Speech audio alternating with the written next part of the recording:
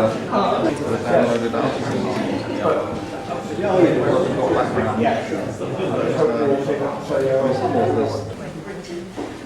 the debate which we've organised this evening called "Should Capitalism Have a Future?", which of course we in the Socialist Party think it shouldn't. Depends on the majority of the working class whether that changes or not. The first speaker, John Meadowcroft, will speak for about 20 minutes, and then our second speaker, our party member Richard Headicar, will speak for 20 minutes. They'll wind each other up for about 5 minutes each, and then we'll have questions and discussions for about 45-50 minutes. And at the end of that time, we'll have another little winding up session for the two speakers. We have the room till 10 o'clock. Should be a space at the end of the evening to have a look at the literature which we have at the back of the room, a really nice array of different literature that's quite useful. Notification of our meetings, which we hold regularly at our head office in Clapham High Street, and you can speak to any party members around, ask for information and help on the subject. Okay, I hand over to John Meadowcroft now. Well, thank you very much. It's very, very good to be here today, and I'd like to thank Socialist Party of Great Britain for the invitation to speak to you about should capitalism have a future. I have to walk on here to my own.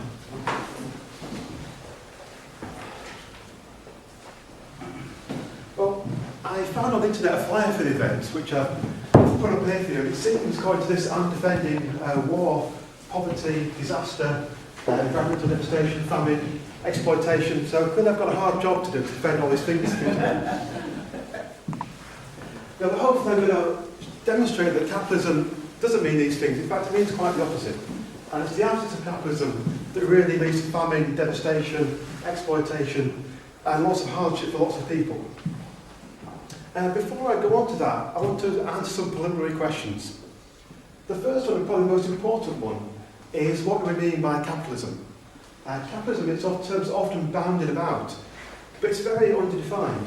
If you look at Marx, for example, oddly enough, in my view, it doesn't say very much about what we actually mean by capitalism, about what is capitalism, what isn't capitalism. Well, one way of defining capitalism is to say that it means the private ownership of the means of production. But if we look at societies we might call capitalist, we can see wide patterns of ownership. For example, in the UK, 48 pence out of every pound is spent by the government.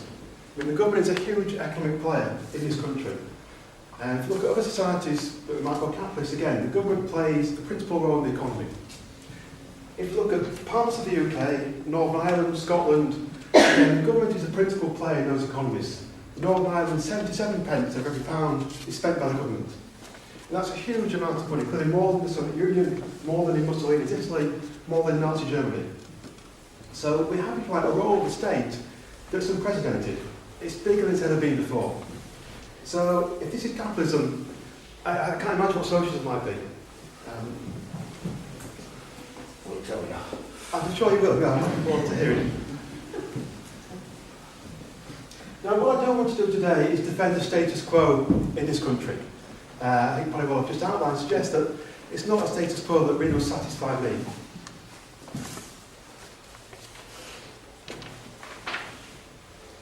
Rather, what I want to do is to defend a particular model of capitalism, or a particular model of free markets, perhaps. And that's a model in which the state plays a very basic role, where the state provides a framework of private property rights and the rule of law, and perhaps also sound money. So we know that money can be provided privately, as it has been done in many places and many times. But usually we say that the state provides money, that's a role for the state. And within this framework, we have a whole variety of different sorts of enterprises. We have like big multinational organisations like BP, like Shell, those sort of big companies. We also have perhaps partnerships like John Lewis. We have then smaller enterprises like a newsagent or a small chain store. So it means lots of different things. It means lots of different types of organisation. We're in a framework, as I say, provided by government. Now, the second question I want to address is, by what criteria should we evaluate capitalism? Now, I want to argue here that we need to avoid a fallacy. It's a fallacy that's quite common in economics, and it's called the Nirvana fallacy. Now, the Nirvana fallacy is when you compare a real-world alternative to perfection. So we say, here's a real-world alternative, capitalism, and it doesn't mean perfection, it's not perfect. That's called the Nirvana fallacy because, unless I'm mistaken, perfection or Nirvana isn't achievable here in the real world. So what we have to do if we want to have a serious analysis is compare capitalism with the real-world alternatives. So capitalism clearly is imperfect. Certainly not going to argue it's perfect. I want to argue that it's more desirable than all the real-world alternatives. So we may think that capitalism has its failings, which I'm going to outline some of them today, but against the alternatives it's preferable. So the alternatives have more or worse failings than capitalism. That's going to be my central thesis today.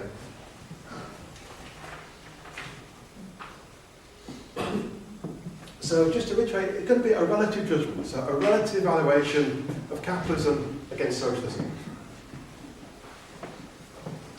I want to begin, I want to just focus this analysis on two areas, because obviously 20 minutes isn't very long, so not much time really to work through lots of different issues. So I want to focus on two issues, two areas.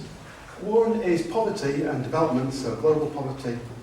The second one, if I get time, will be equality. If I don't get time for equality, I'm sure it'll come up in the discussion later.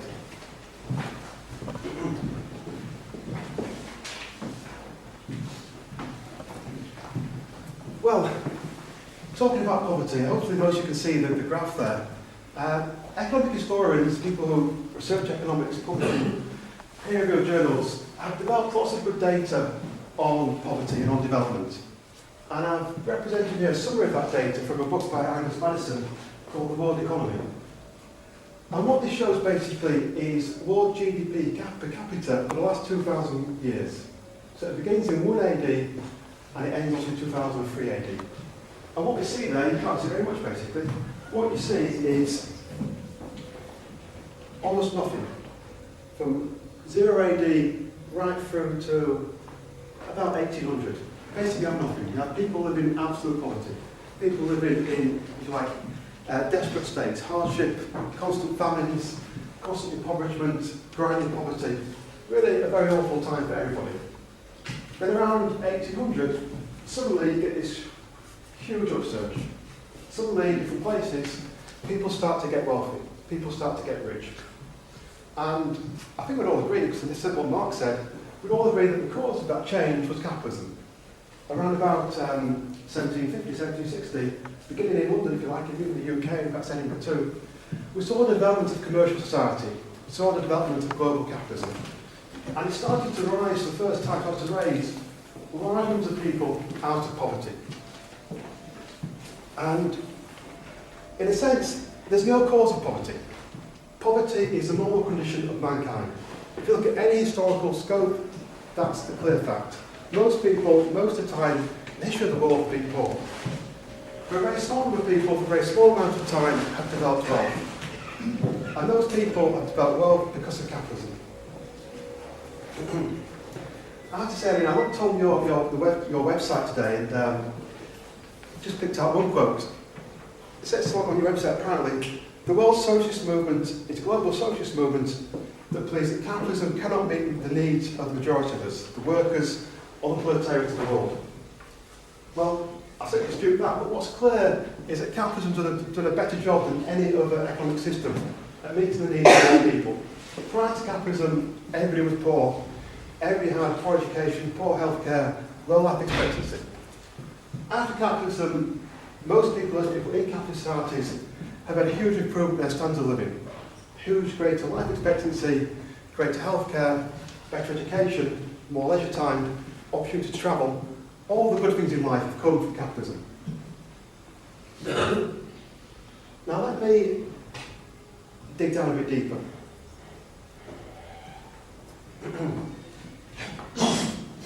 Well, the history of development is quite striking, as I said. I want to say a bit more about it. Basically, between 1870 and 1950, GDP per capita in Western Europe, North America, Australia and Japan rose by about 1% a year. So we have an 80-year period of 1% GDP per capita rise. Nothing like that ever happened before in history. What then happened in the next 50 years was quite astonishing. The same countries experienced another rise of 2% per year. year on year. Again, if you'd been studying 1950 and asked what was the future of the world going to be, it would probably think stasis. But no, it was even greater development. Again, completely unprecedented and brought about great benefits for the great majority of people. Now, it's important to remember that it's not that poor countries have become poor. It's that poor countries haven't gone through this process. Those places in Africa and Asia that remain poor simply haven't had the process of capitalism. It hasn't. Oh, yes, they are.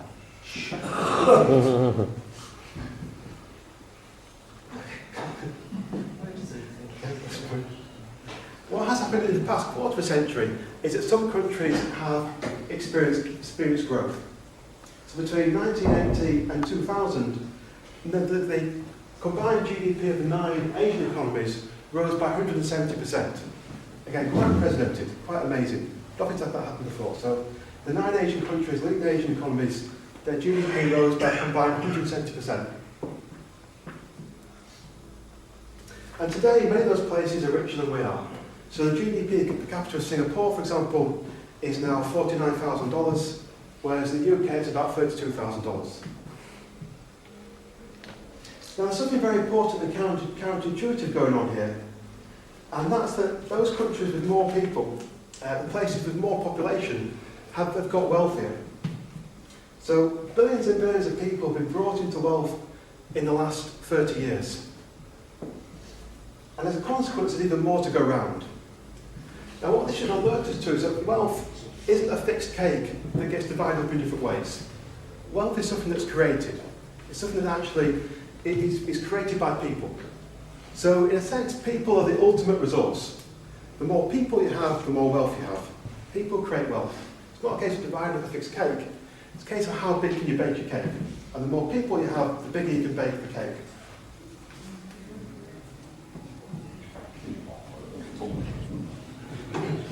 But if we look a bit further at these figures, we can probably learn a bit more about what's going on. And here's some further data. This is from the Survey of Economic Freedom. Basically, it's a survey done by an American think tank and I think also the Wall Street Journal. And they measure the economic freedom in different countries. And then compare that freedom against the GDP per capita as the best measure of prosperity. And again, it's hard to see, I'm sorry, because that's quite a small screen. But you can see there that the countries that are just to be free, their average GDP per capita is $40,000 a year. Those are mostly free, it's about $33,000 out of the UK. And then moderately free is about $15,000. And the less economic freedom you have, the lower your GDP per capita. There's a very clear correlation. Again, you can't say anything more than that, of course. But there's a very clear correlation between economic freedom and prosperity. The more economic freedom you have, the more prosperous a country is. Well, why should this be the case? How do we explain this sort of economic development? Well, I want to argue that there's three basic reasons, three basic causes of prosperity. One is, as I just mentioned, an institutional framework of secure property rights, the rule of law and sound money. If you don't have those things, you won't get rich, you won't have prosperity. The second one is an advanced division of labour. Again, I think that implies subjective valuations and it applies trade. I'll say a bit more about that in a second. And thirdly, I believe you need a functioning price mechanism. Again, I'll talk about that in a second.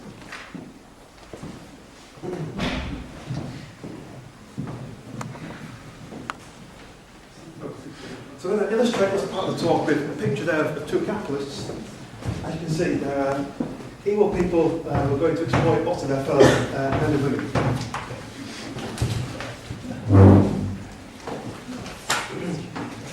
Well, the first of these prerequisites, property rights, the rule of law and sound money, hopefully it's relatively self-explanatory. I'm happy to talk about it, but hopefully it's self-explanatory. So for reasons of time, I'll pass over that.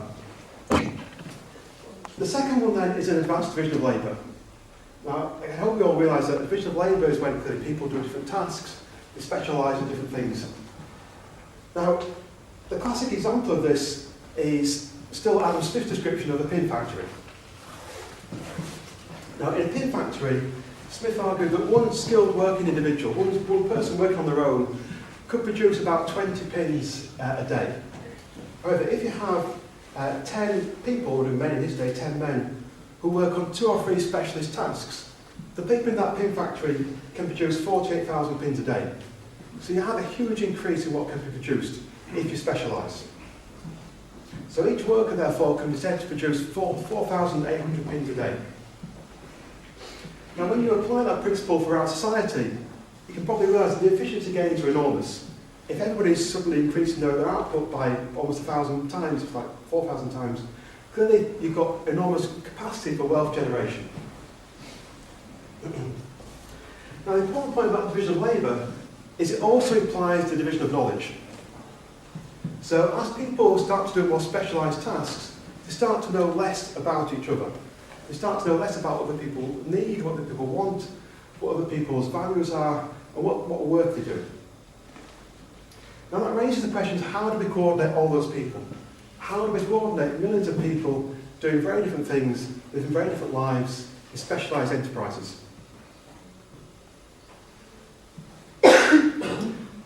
Well, one way perhaps might be to have lots of committees discussing what to produce, how to produce it, and at what price. I think that creates lots of problems, not least the huge bureaucratisation of society.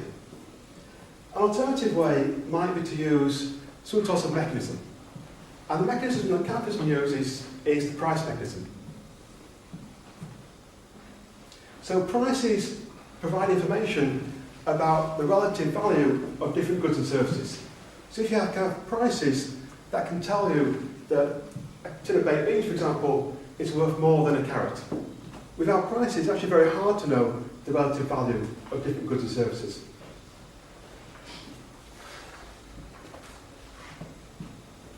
Now, it's important to note that those prices have to be determined by supply and demand in the marketplace. If somebody just allocates prices to different goods and services, there's no way of knowing those are the right prices. There's no way of knowing those prices reflect people's actual values. Now, prices are not simply, therefore, a rather efficient means of discovering or communicating information that's already out there. Rather, the information that prices communicate isn't accessible by any other means.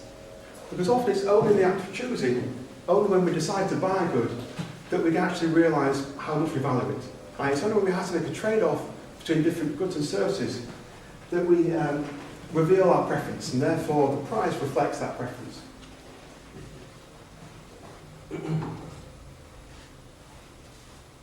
So in the absence of the price mechanism, some of the information that prices communicate wouldn't exist. Some of it could not be discovered, and some of it could not be communicated. That bit is tacit. So the price mechanism then shouldn't be understood as like a huge computer calculating lots of equations. That's not what the price mechanism is like, because there aren't lots of objective equations out there. All there are people's subjective preferences, and those preferences can't be computed. They can only be revealed when people actually make choices. So we should understand the price mechanism then as a way in which people engage in intersubjective learning, a way in which people learn about the needs, values and preferences of other people. And in that sense, they then respond to those needs, values and preferences. So if we want to put our service at other people, we need to respond to prices.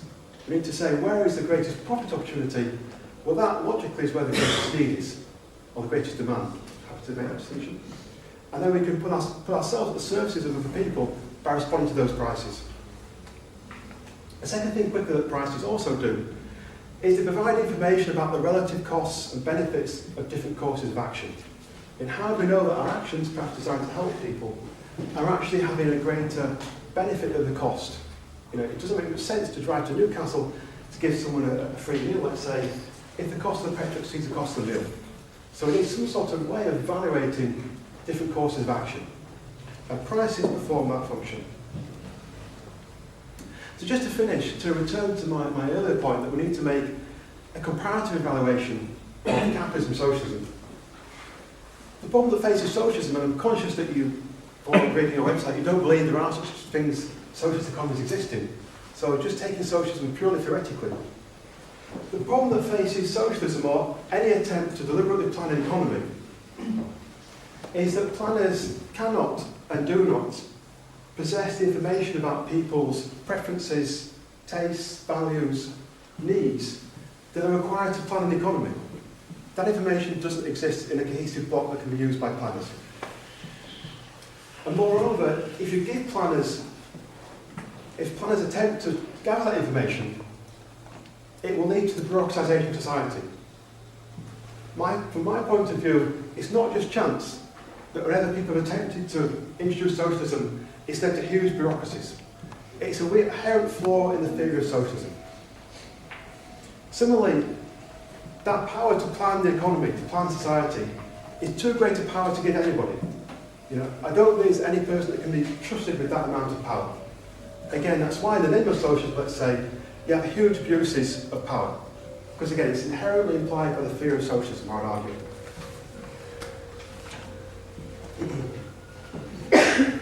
So, to finish then, I'll say that the benefits of capitalism clearly, enormous amount of wealth creation that have been present in human history.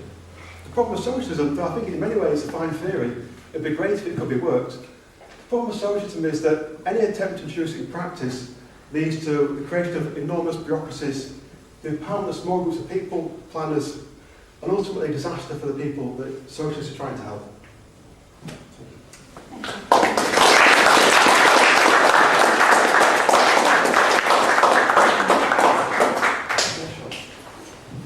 We'll now hand over to Richard Headicar, who's representing the Socialist Party.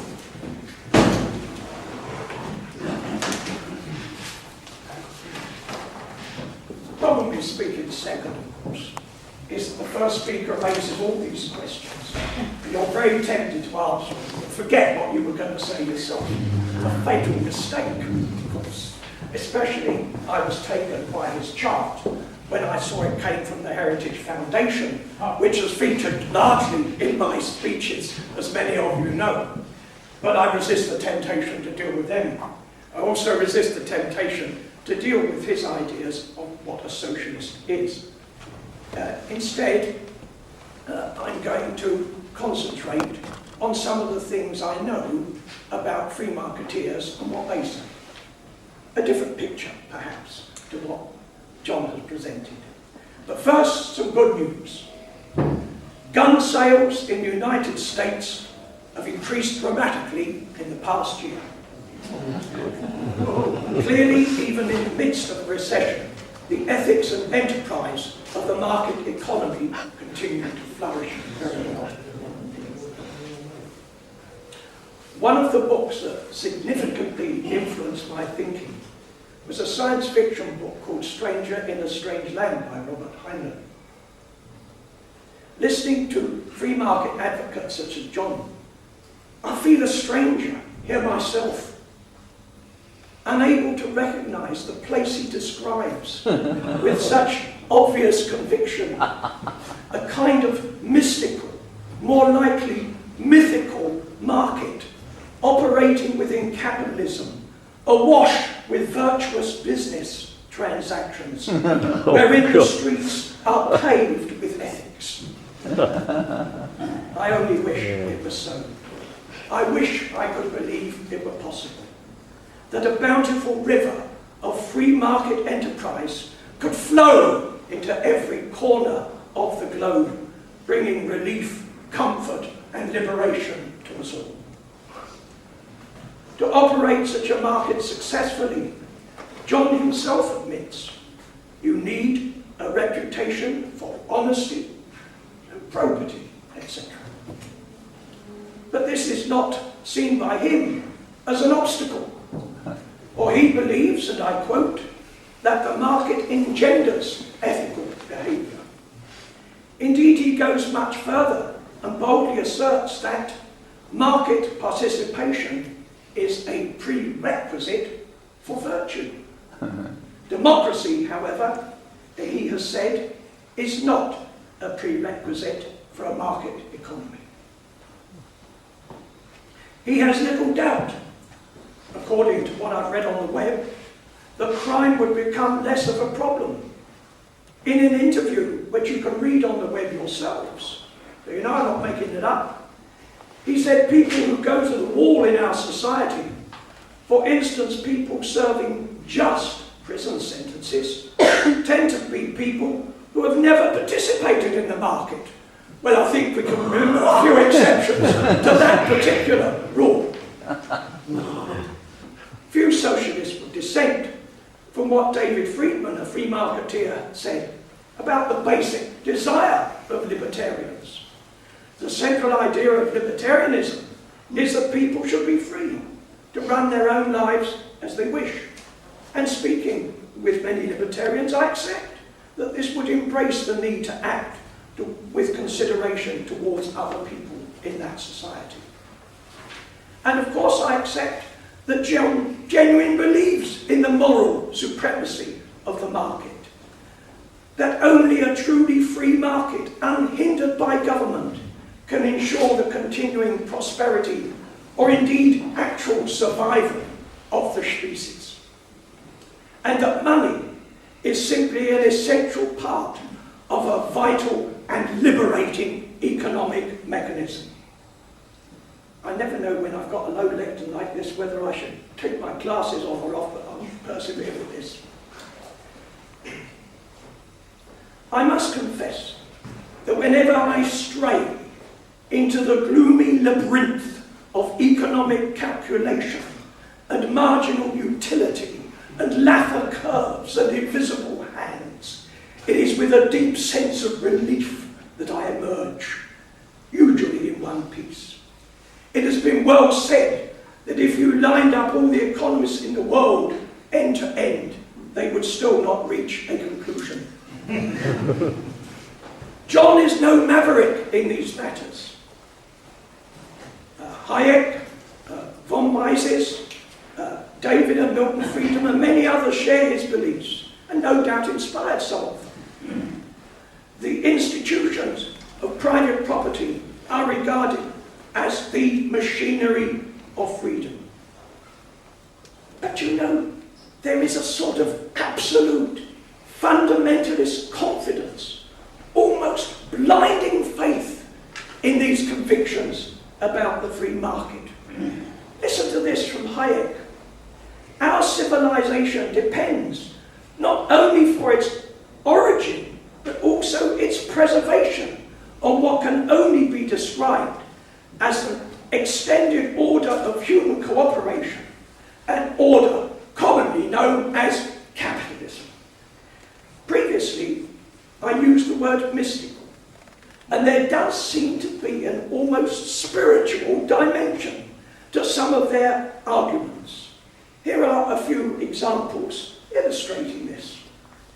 Money is indispensable for extending reciprocal cooperation beyond the limits of human awareness. My goodness me. I never thought of money like that before.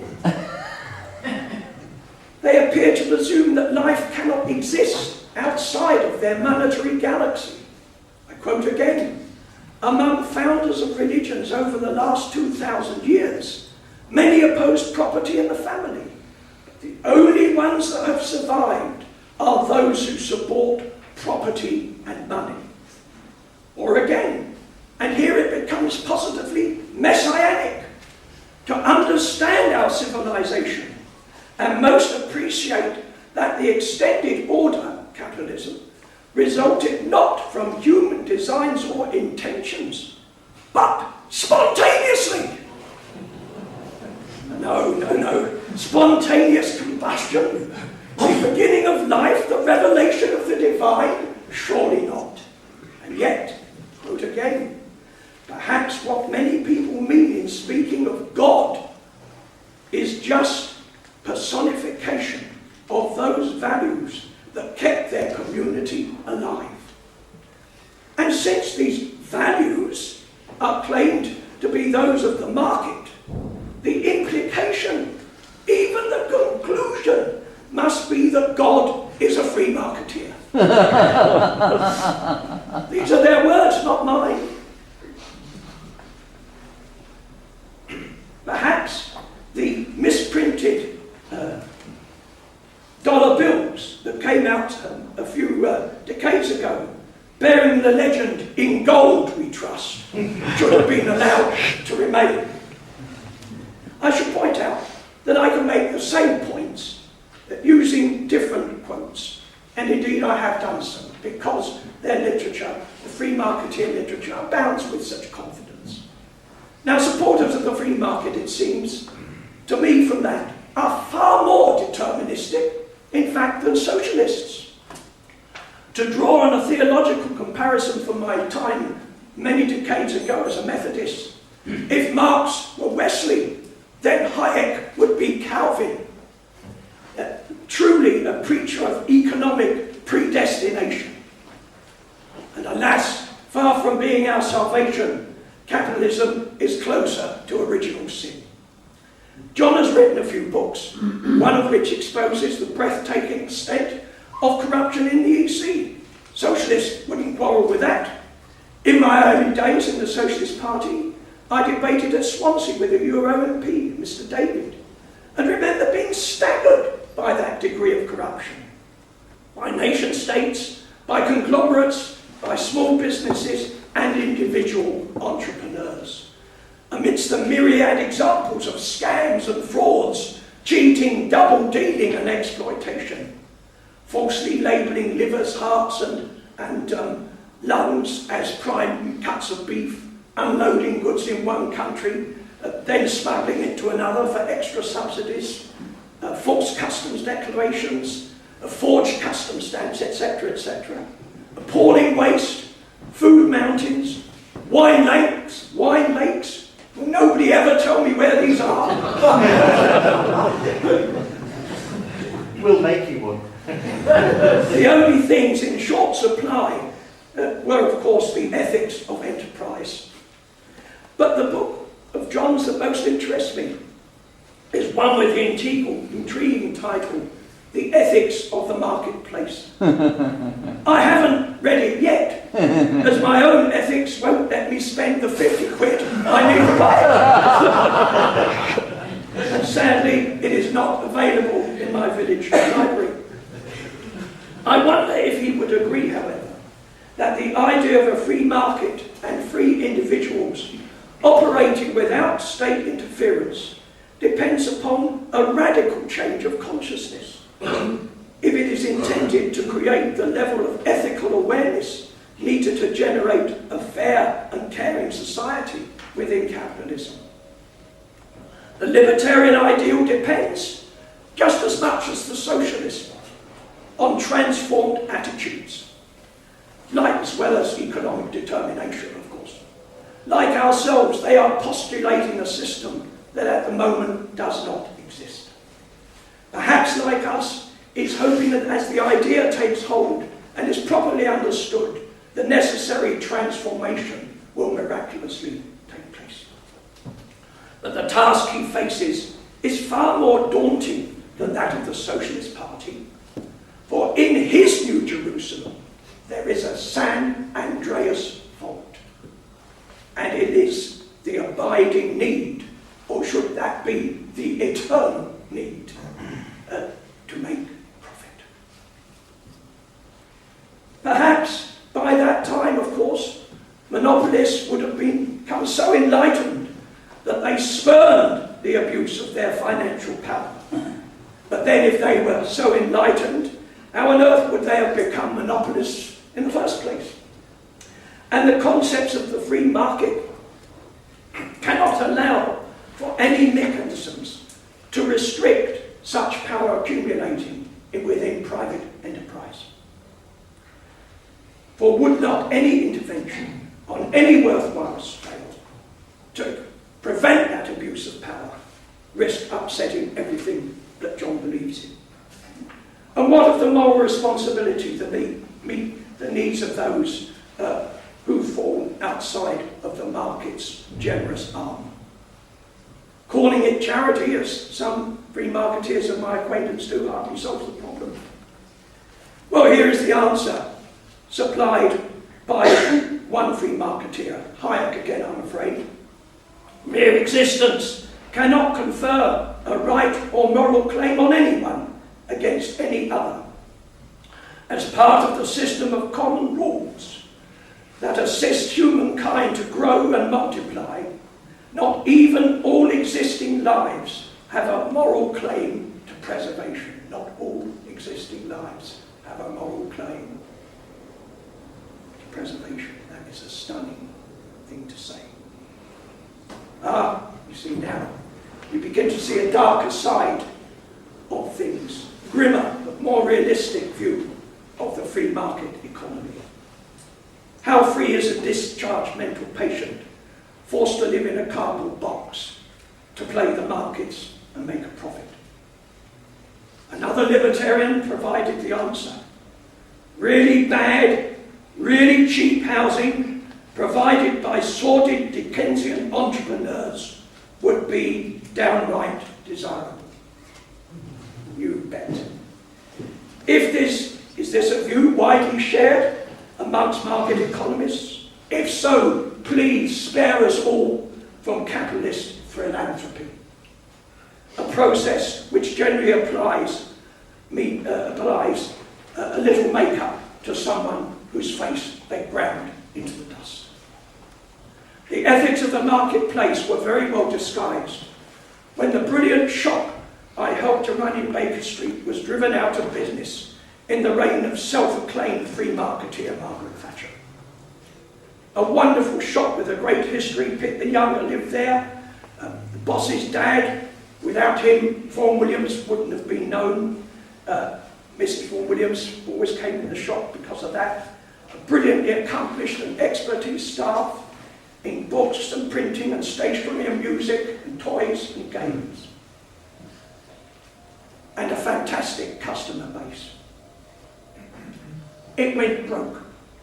It went broke because an organisation called Pentos suddenly appeared on the scene. In that period, in the 80s, an astonishing statistic, 95% of all retail shops were owned by just 4 groups. And contrary to popular opinion, it was not the business rates that drove the shops to close. It was the free market rents. It was the free market rents. Our rent, when Pentos went in a few doors down, when they'd taken over Ryman's, and paid several millions premium, and over £1 million a year rent for the privilege, we were asked to put our rent up from 25,000, sorry. But it could have been, it won't be long.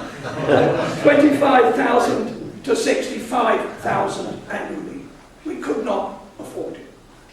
So we took our shop round the corner to our printing works and our music shop, and we redesigned it, and that was owned by one old lady, Mrs. Grosvenor. She was 90, she died. That was then taken over by managing agents for the free market. And the rent went up from 7,500 to 35,000. We offered double, but they wouldn't listen, and the shop closed and remained closed for 8 years. That was the free market in action. There was no government pressure on rents at that time. Where are the ethics in that sort of thing? Where good people were put out of jobs, myself included, because these rents were allowed to get away, these free marketeers were allowed to get away. And the name of the man who took over for Pentos was Terry Mayer. I looked him up on the internet. He seems to have disappeared because, of course, he got all the bumps and the bonuses for taking over just about every shop in London and then did a runner. Free marketeers have to live, I'm afraid, with contradictions and dubious sentiments. And I have no doubt at all that they genuinely believe and are convinced that their ideas are morally superior to them. They're entitled to hold that conviction, and socialists would defend that right. One of my oldest, most treasured and respected friends is a free market libertarian. We applaud their readiness to debate the case and respect their sincerity. But the problem for myself and other socialists is that we just do not recognise the market in the way you describe it, John. Yeah. It is truly, to us, an alien world. Frankly, were Diogenes searching for an ethical market, I fear he would contract the same difficulty he encouraged in finding an honest man. Few would deny that industrial capitalism has brought about astounding developments in technology and medicine, agriculture and communications. To some of us, those have brought welcome benefits. But the priorities at the heart of the system are false, depending on the continual exploitation by few over many. In the USA, and here are some other figures, not from their Heritage Foundation, in the USA, the flagship of capitalism, currently, the richest 1% receive 20% of the income, and the poorest 20%, only 3.4%. The primary reason for bankruptcy, even than those with insurance, is medical bills. Can you imagine that? Not mortgages, medical bills, the primary reason for bankruptcy, even if you have insurance. When George Bush came to power, 40 million could not afford insurance. Now it is 45 million, so much for things getting better. Some of you may have seen on the television the so-called sheriff sales which are going on, where the sheriff comes along and throws the people out onto the street in order to sell their house. In the USA today, 37 million remain below the official poverty line. Internationally, 1.4 billion are below that line, which is $1.25 a day. 1.2 billion people in the world have no access to safe water. 9.7 million in 2006. 9.7 million children died before they even reached the age of 5. Such figures shame us as a species. They make me ashamed to be part of this world, that we can allow that to go unrecognised and unchallenged largely. During my lifetime, I have heard so many promises of how capitalism would solve such obscene anomalies. But as production and distribution capabilities have not only reached, but passed the point where that became possible, little has changed. It's always promises for tomorrow, but hard times today. Some of you may remember the one politician I ever remember saying it differently, Harold Macmillan, when he quoted Coleridge or somebody, may not be Coleridge, he's too good, he said, again the speech of Toynbee, seasons of mists and mellow fruitfulness. We've had the mists, now for the fruitfulness. I couldn't wait for it. Of course, it never came. With the undiminished possibility of a nuclear catastrophe and the unrelenting environmental profligacy, neither likely to change significantly under capitalism, is no use tinkering with a fatally flawed system. Only a society where production is for use, not profit. A socialist society offers the radical approach necessary to eliminate forever the conflict, division, exploitation, and unacceptable suffering that afflicts so many millions in the world, here and now. Don't be bamboozled. Nothing within capitalism, nor capitalism itself, is immutable. But should it have a future? That was the question. There is a wonderful book, and I'm finishing now on time. There is a wonderful book published several decades ago with hauntingly beautiful photographs by Edward Curtis. It is about Native American Indians. And here are some words spoken 150 years ago, which appeared in that book. We know that the white man does not understand our ways. One portion of land is the same to him as the next. For he is a stranger who comes in the night and takes from the land whatever he needs. The earth is not his brother, but his enemy. And when he has conquered it, he moves on. He treats his mother the earth and his brother the sky as things to be bought, plundered, sold, like sheep or bright beads. His appetite will devour the earth and leave behind only a desert. That is modern day capitalism in a nutshell. And that is the answer to the question.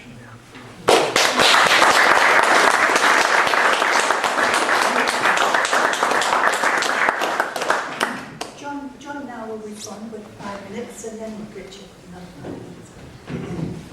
Well, thank you very much. Well, that was very illuminating. I spoke right at the beginning about the Nirvana fallacy, and if everything Richard said was accurate, and I don't believe it is, but if it was, frankly, it just wouldn't prove anything. All it would prove is that capitalism is imperfect. The question is there a viable alternative? I don't believe there is. And that, fundamentally, is the key point.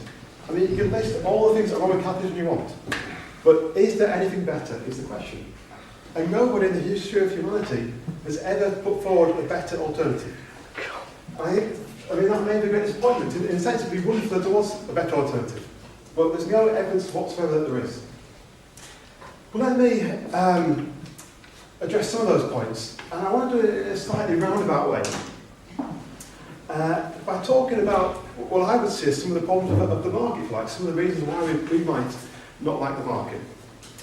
And I think one reason why we might not, and I suppose Richard you did allude to this in part, is that market societies tend to be less equal than non-market societies. That clearly is true. We need to ask, however, why should this be the case? Why are market economies more unequal than non-market economies? And secondly, we need to ask, does it matter? Should it concern us? Let's ask firstly, why are capitalist societies, market societies, more unequal than alternatives? Well, the reason for that is simple, that economic growth cannot happen simultaneously. We cannot simply rise everybody in society upwards in one. Economic growth, everywhere it's happened, has happened, if you like, in stages. One group of people go first, another group goes second, so on and so forth. It's a process, in other words. Now, why should that be the case? Well, usually because growth comes, as I talked about earlier, from a division of trade and specialisation. And it comes from experimentation. Somebody discovers a new way of doing things. That person has a profit opportunity. They make more money, they get richer. Then society becomes less equal. Other people then see that and they imitate what they've done. So a baker finds a new way of baking bread. Other people imitate that, they get richer. And the process goes on. People move forward incrementally. Now the problem is that, as I said, we can't move everything forward at the same time. We have to have inequalities. Progress has to happen step by step. Now the second question then is, should this be a concern? Should we be worried about inequality? Well, in one sense, yes. If you believe that equality is more important than, if you like, prosperity, it's more important that everybody's the same, that some people have a little bit more or a lot more, that's fine. And if you want to believe that a society where no one has a yacht, for example, is superior to a society where some people have 2 yachts, some people have 1 yacht, some people have 8 yachts, fair enough, prefer equality. That's a normative choice you can make. My own view is that it's better to live in a society where people are all wealthier, but some people have more than others. In other words, I believe that everybody should have sufficient, but not that everybody should be equal. And the quote that you raised from Headicar was actually out of context, and Heidecker's making an entirely different point to the point that Fabian makes. Because what Headicar argues in his work is for a guaranteed minimum income, as does Milton Friedman for that case, and as do I in my book, which you are unable to buy, of course, because it's so expensive, which wasn't my choice. Let me say, because the reason why academic books are so expensive is because government funding of academic libraries. Because academic libraries have to buy all academic books. The government pumps money into them, so it's a way of extracting money from the government. That's why publishers put such a high cost in academic books. It's due to government intervention. Not true. And it's not, sorry. Not true. It is true. Wait till later. Well, let's take a bit more about equality as well. Inequality. Well, there's lots of figures bandied about inequality. For example, about child poverty. And I have a very brilliant PhD student who's doing some work on relative poverty and absolute poverty. And he's done some work on child poverty in Poland and the UK. Now, according to some figures, you'll see there's more child poverty in the UK than in Poland. And if you take a relative measure of poverty, that's absolutely true. Children are more relatively worse off in the UK than in Poland. However, if you merge the two countries together, if you merge that data set, you'll find that every child in the UK is taken out of poverty and every child in Poland is put into poverty. That's because relative poverty is a nonsensical measure. I see people confused. I can explain it again if you want. Okay, let's try to take it again. On a relative measure of poverty, so taking poverty as 60% of mean income, child poverty is higher in the UK than in Poland. That means that UK is relatively more unequal than Poland. Poland is more equal. However, if you merge the two countries together, every child in the UK is taken out of poverty, every child in Poland is put into poverty. Because also when you make the relative whole Poland and the UK, people in Poland then are relatively worse off. Now, I would argue that therefore those children in Poland are worse off than children in the UK. There's high relative poverty in the UK, but everybody in Poland is poorer than people in the UK. So in a sense it's an normative choice, sure. If you want to go the Poland way, have more equality, but more poverty, fine, you can do that.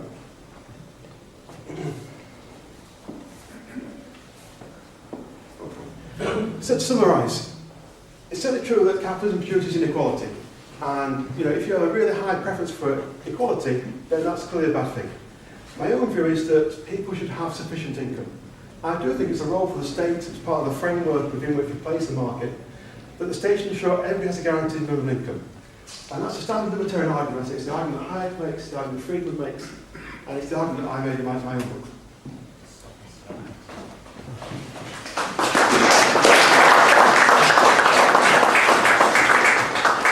I'm just going to do a few points, and may not be 5 minutes. First of all, this Nirvana trick. You can't have anything outside capitalism, that's Nirvana. You can't have anything we haven't thought of, that's Nirvana. You can't use your imagination to envisage a society without money, without profit, that's Nirvana. It ain't Nirvana. It affects the lives of all of us who think like that. It isn't Nirvana for us. It affects the way we live with one another. It affects the ethics that we have. It is not Nirvana.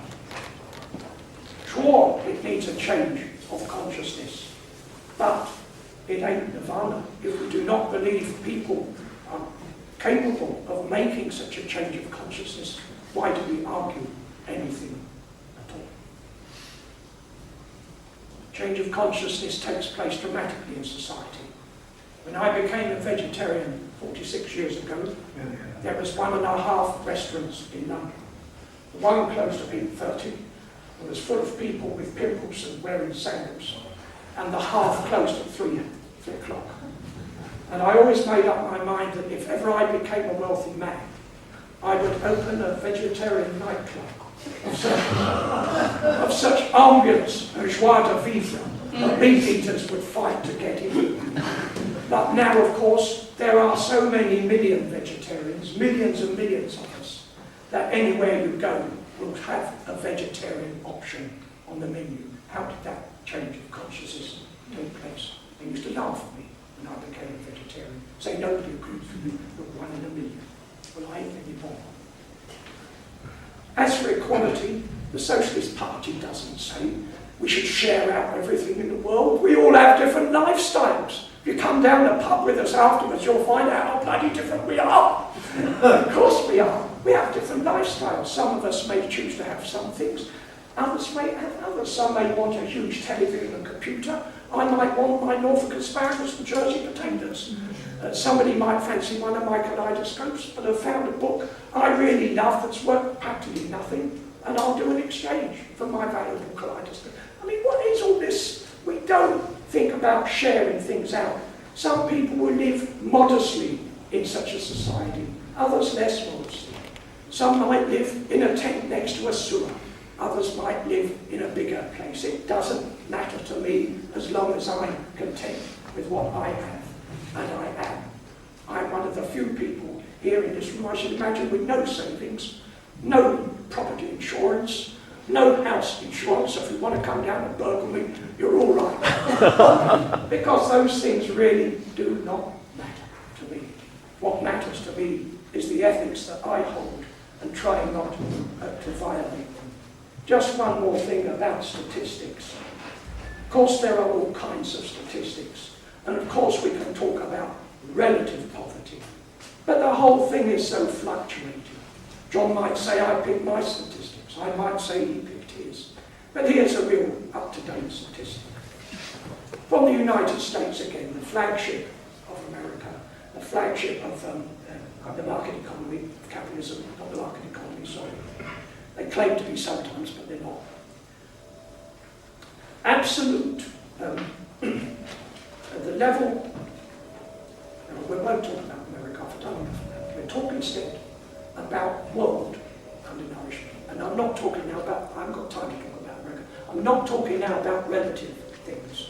This is for people who are seriously undernourished. Right? Seriously, absolutely undernourished.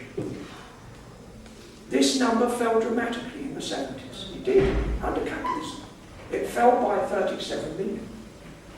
In the 90s, it fell by 3 million. Between 2001 and 2003, it has risen by 19 million again. It's up and down any year you look at these statistics. Nothing is being done. I say again, these are a shame on our society. And to say that to talk about a society in which these things may not exist, to dismiss it as nirvana, is playing tricky games